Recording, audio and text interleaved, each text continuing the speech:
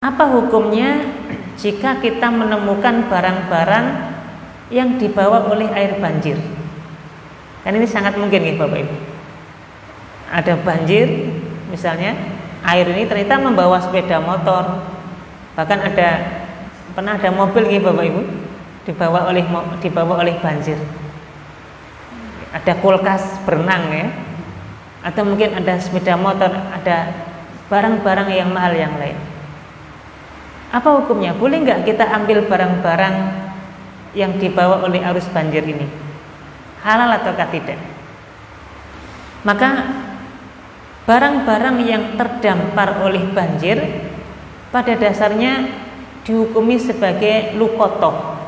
Apa lukotoh itu? Dihukumi sebagai barang temuan. Karena ini dihukumi sebagai barang temuan, maka secara hukum juga melekat sebagaimana hukum lukotoh, hukum barang temuan.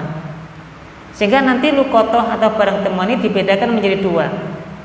Yang pertama, kalau barang temuan ini sifatnya barang-barang yang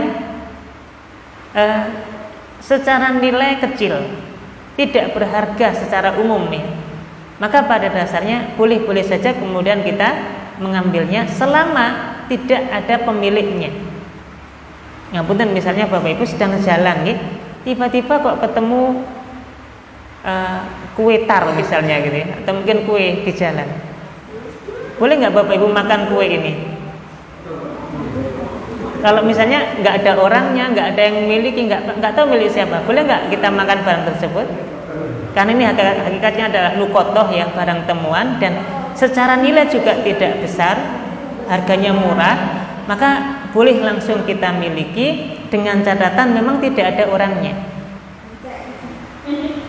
Pas kita jalan misalnya ternyata ketemu apa misalnya kerupuk atau ketemu apa, ya ini tentu lukotoh atau barang temuan yang murah, sehingga selama tidak ada orang yang memilikinya maka boleh untuk kita dapati. Yang kedua, kalau barang temuan ini tergolong barang yang mahal, secara urf, secara kebiasaan masyarakat ini barang mahal. Sepeda motor, nemu mobil ya, ini kan barang mahal. Maka lukotoh atau barang temuan yang sifatnya barang mahal, ketentuannya tidak boleh kita langsung miliki, tapi harus kita simpan sebagai bentuk amanah dan kita umumkan selama 1 tahun. Diumumkan di pasar-pasar, diumumkan di tempat keramaian, telah ditemukan barang ini selama 1 tahun. Dalam kondisi belum 1 tahun, ternyata kok ada orang yang memilikinya dan kemudian mengatakan, Pak, ini barang saya, maka kita berikan, ini bukan hak kita ya.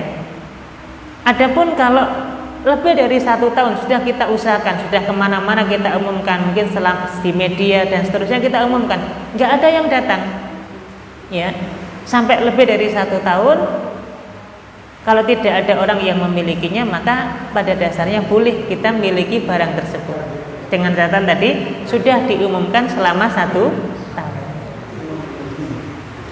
Nah, jadi karena ini dihukumi sebagai lukotoh, barang-barang yang terdampar oleh air banjir itu dihukumi seperti itu.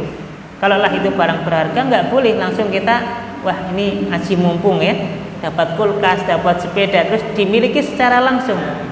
Enggak ya, diumumkan dulu selama 1 tahun.